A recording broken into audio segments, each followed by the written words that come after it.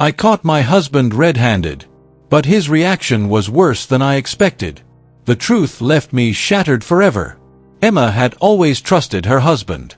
It wasn't blind trust, the kind that stemmed from naivete or willful ignorance. It was trust built on years of companionship, shared goals, and a deep understanding of each other.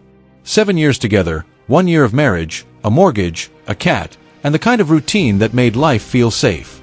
Her husband, Daniel, was a high school math teacher. Dedicated, well-respected, and, from what she had always believed, fiercely professional. He had strong opinions about the ethics of student-teacher relationships, condemning them whenever the topic came up.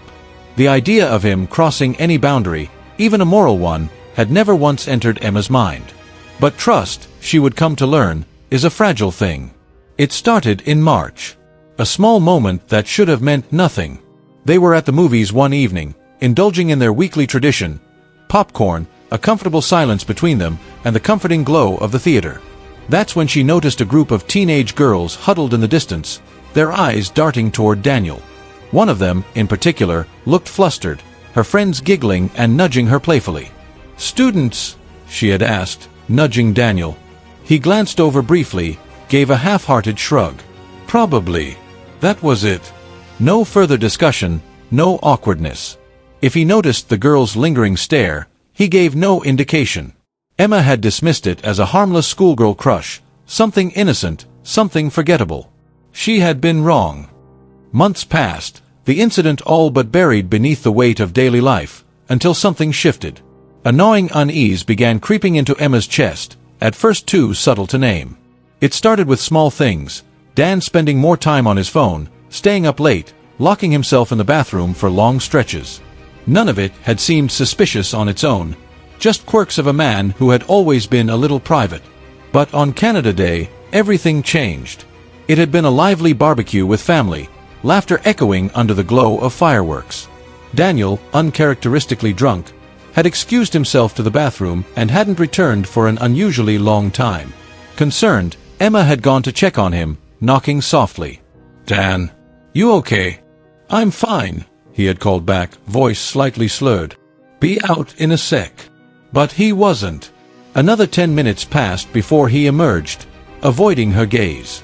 Later that night, unable to sleep, Emma had woken up to find his side of the bed empty. She crept into the living room to find him hunched over his phone, screen illuminating his face. "What are you doing?" she had asked, voice thick with sleep. Daniel had startled, quickly locking his phone. "Couldn't sleep," he said, forcing a smile. "Didn't want to wake you." Something about the way he had reacted made her stomach twist. But again, she pushed it aside.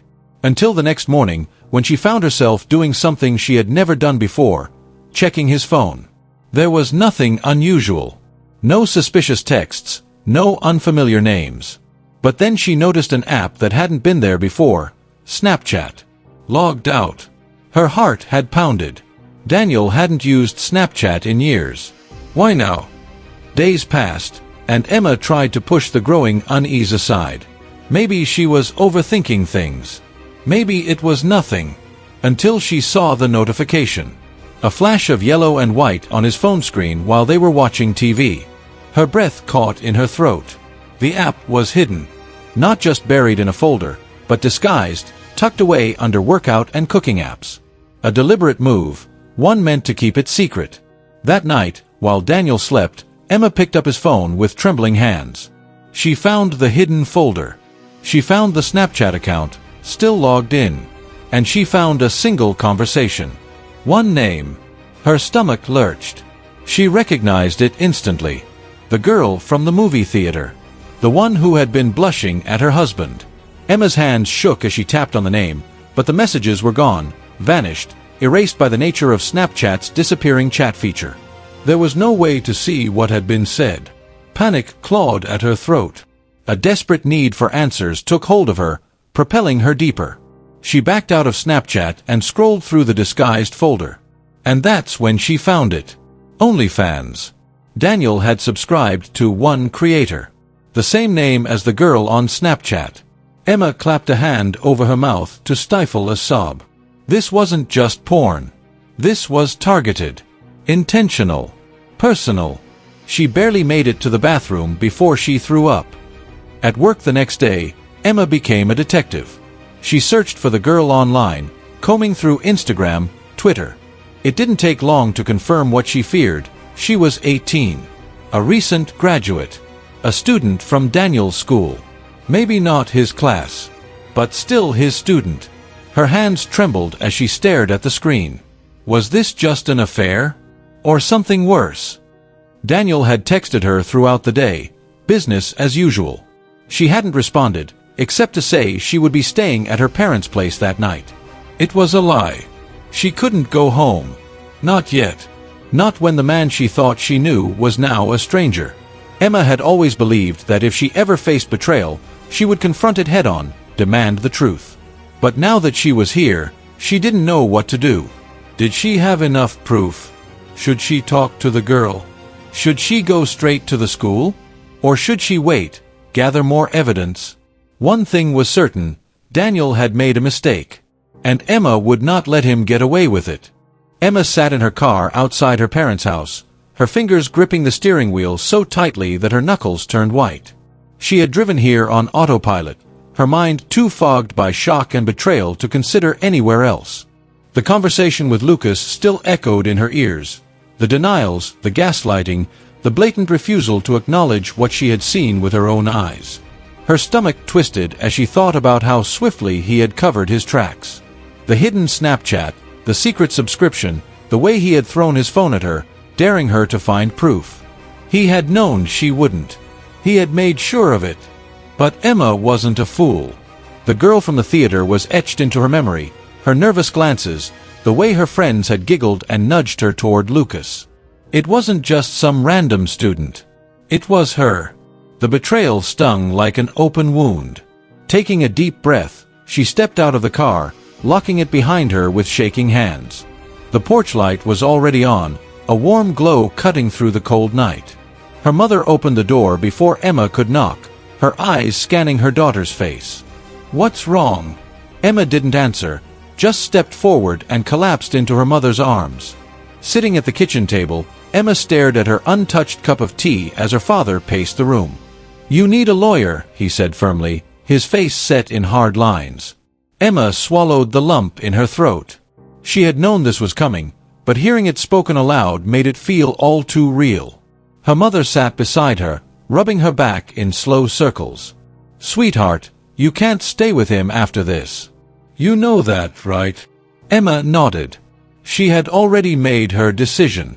There was no coming back from this. Her voice cracked. "I don't know how to do this. We have a house together, investments. Everything is tied up in him. And I have no proof." Her father scoffed. "Proof? The man hid an entire second life from you. That's proof enough." Emma bit her lip. She knew her parents were right, but part of her still felt the need to gather more, to have something solid before she confronted him again. The next morning, Emma woke up in her childhood bedroom, her mind groggy with exhaustion. She had barely slept, replaying every conversation, every red flag she had ignored. Grabbing her phone, she opened her messages. Lucas had sent her a few texts, nothing dramatic, just casual check-ins, pretending everything was normal. "Hey, hope you're okay. Love you. Let me know when you're ready to talk." Emma's stomach twisted. How could he act like this? Like nothing had happened? She closed the messages and opened a private browser on her phone. It was time to do some digging. Emma wasn't tech-savvy, but she knew enough to start looking. She searched for ways to recover deleted messages, how to track app downloads, anything that might give her leverage. Then, she went to the girl's social media profiles. She had found them yesterday, but now she went deeper. Scrolling through her Twitter feed, Emma found the OnlyFans link again. It was still active. Her breath caught as she clicked on it, heart pounding in her chest. She hesitated. Was she really about to do this? Yes. She needed to know. She created a fake account, using a burner email she had made in college and long forgotten about. The moment she was in, she searched for the username Lucas had subscribed to. It was her. Emma's fingers trembled as she clicked on the profile. She wasn't sure what she was expecting, but seeing the girl's face, the same one from the theater, the same one who had blushed at her husband, felt like a punch to the gut. There was a pinned post. "Thank you for all the support. Excited for more content this week, winking face ***. Emma scrolled further. It didn't take long before she saw it. A post from 2 weeks ago. A message attached to a locked photo. "For my favorite teacher, face blowing a kiss." Emma's vision blurred. She slammed her phone down on the bed, bile rising in her throat. This wasn't just a misunderstanding. This wasn't just a subscription. Lucas was involved. Her hands shook as she grabbed her phone again, screenshotting everything. She had proof now. Emma didn't go home that night. Instead, she met with a lawyer the next morning. A woman named Angela Carter, who came highly recommended by one of her mother's friends. Angela listened carefully as Emma laid everything out, her hands wringing in her lap. "I don't have anything concrete," Emma admitted. "Just that he subscribed to her, had her on Snapchat, and she called him her favorite teacher." Angela nodded, scribbling notes on a legal pad. "That's more than enough to move forward. You don't need absolute proof of an affair to get a divorce. And if there is something more inappropriate happening, his school needs to know." Emma swallowed. That was the part she had been dreading. "Do I have to be the one to tell them?" Angela pursed her lips. "Legally, no. But ethically, you'd be protecting other students if this is a pattern." Emma squeezed her eyes shut. She knew that. She had always known that. "I'll do it." Angela nodded approvingly. "Good. Now, let's talk strategy." Lucas was waiting for her when she finally walked into their house. He was sitting on the couch, his jaw tight, his foot bouncing anxiously. "Where the hell have you been?" Emma dropped her keys on the counter, her body ice cold. "I met with a lawyer." Lucas went still. His expression flickered, panic, then anger. "Emma, come on. You're being crazy about this." She laughed, a hollow, humorless sound. "Oh, am I? Tell me, Lucas, do all your students call you their favorite teacher on OnlyFans?" His face drained of color. I don't know what you're talking about." She pulled out her phone, holding up the screenshot. "No more lies."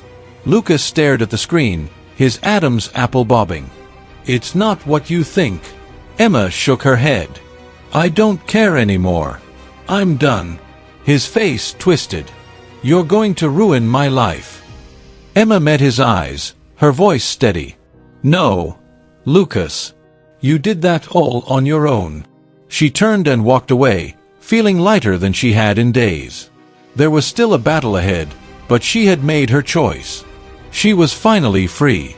Emma sat across from Angela Carter, her lawyer, in the small yet modern office lined with dark wooden bookshelves. The scent of fresh paper and faint lavender filled the air, but none of it calmed the storm inside her. Angela tapped her pen against the legal pad. "Lucas is going to fight this, Emma. He's not the type to go down quietly." Emma nodded, her hands clenched in her lap. She had expected as much. "He already tried calling my parents, trying to make himself the victim." She exhaled sharply. "Told them I was overreacting." Angela smirked, shaking her head. "Classic. This isn't just about the divorce, though. Have you decided what you want to do about his job?" Emma hesitated. She had spent the last 2 nights wrestling with that very question. The idea of going to his school, exposing him, potentially ruining his career, it made her stomach turn. But then she thought of that girl. Her heart clenched. She thought of all the other students, the ones who might have fallen into the same trap. Emma straightened her shoulders. "Yes, I'm reporting him." Angela gave a satisfied nod. "Then let's get started." The moment Emma walked into the administrative office of Maplewood High School, a chill ran down her spine. The secretary glanced up, eyes widening slightly in recognition. "Emma, what brings you here?" Emma swallowed hard. "I need to speak with the principal." "It's urgent." Within minutes, She was seated in Principal Harding's office. The older man adjusted his glasses, his expression a careful mix of concern and professionalism. "What's this about, Emma?" She inhaled deeply. "It's about Lucas." Harding stiffened. "Go on." Emma pulled out her phone, scrolling to the screenshots. She hesitated for only a second before turning the screen toward him. The silence in the room was suffocating. Harding's face paled as he scanned the evidence. He set the phone down carefully, his fingers laced together. "Are you absolutely certain about this?" Emma nodded. "I wouldn't be here if I wasn't." He let out a long breath, rubbing his temple. "Emma, this is serious. If this is true, it's not just his job on the line. This could be criminal." She swallowed. She had known that, but hearing it aloud made it even more real. "I understand." Harding sighed, leaning back. "We'll handle this internally first, but I need to warn you, Lucas isn't going to take this lightly." Emma's jaw tightened. "I'm not afraid of him anymore." Harding studied her for a moment before nodding. "Then let's proceed." That night, Emma lay awake in her childhood bedroom, staring at the ceiling. The weight of everything pressed down on her chest. She had done it. She had taken the first steps toward freedom, toward justice. And yet, the fear still lingered. A soft knock at the door made her sit up. "Emma!" Her mother's voice was gentle. "Yeah, come in." Her mother entered, sitting at the edge of the bed. "How are you holding up?" Emma let out a dry laugh. "I don't know." Her mother took her hand, squeezing it. "I'm proud of you, sweetheart." Emma blinked, emotions swelling in her chest. "For what?" "For standing up for yourself. For doing the right thing, even when it's hard." Tears burned at the edges of Emma's eyes, but she held them back. "Thanks, Mom." Her mother smiled, brushing a stray piece of hair from Emma's face. "You're stronger than you think, you know." Emma exhaled. Maybe she was. Maybe, for the first time in a long time, she was finally finding her strength. The next morning, Lucas showed up at her parents' house. Emma saw his car pull into the driveway, and dread coiled in her stomach. Her father was already at the door before Lucas even had the chance to knock. "You are not welcome here," her father said coldly. Lucas clenched his jaw. "I need to talk to Emma." Her father crossed his arms. "You need to leave." Emma stepped forward, her pulse pounding. "It's fine, Dad. I'll talk to him." Her father hesitated but eventually stepped aside, his gaze hard on Lucas. Emma stepped onto the porch, arms crossed. "What do you want?" Lucas looked exhausted, dark circles under his eyes. "You went to my school?" His voice was low, almost disbelieving. Emma's stomach clenched. "Yes." "Jesus, Emma." He ran a hand through his hair, pacing. "Do you have any idea what you've done?" "I know exactly what I've done," she said, her voice firm. Lucas let out a bitter laugh. "They put me on administrative leave." Emma didn't flinch. "Good." His expression darkened. "You're ruining my life." She took a step closer, meeting his gaze without fear. "No, Lucas. You ruined your own life. I just stopped covering for you." He scoffed, shaking his head. "You never gave me a chance to explain." Emma felt a flicker of the old doubt creeping in, but she crushed it. "I don't need an explanation," she said. "I saw enough." Lucas let out a slow breath, his anger simmering just beneath the surface.